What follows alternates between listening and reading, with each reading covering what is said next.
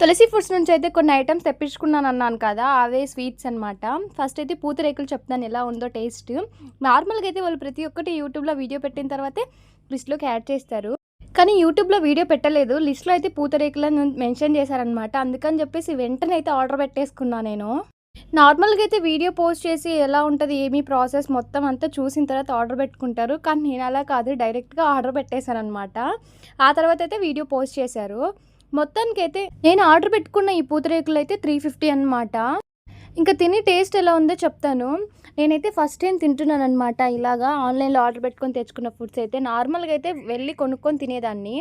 Taste అయితే పర్లేదు కొంచెం బానే ఉంది. ఆత్రేయపురం పూతరేకులంత కాకపోయినా లైట్‌గా. హాఫ్ కేజీ వచ్చి 350 అలాగే కేజీ వచ్చి 700 వర్తో కాదో కామెంట్ చేసేసేయండి. అలాగే ఎవరికైనా పూతరేకులు తినాలని క్రేవింగ్స్ ఉంటే ఖచ్చితంగా వీళ్ళ పేజీకైతే మెసేజ్ చేసి ఆర్డర్ పెట్టుకోండి. మరిన్ని వీడియోస్ కోసం మన ఛానల్‌ని సబ్స్క్రైబ్ చేసుకోండి.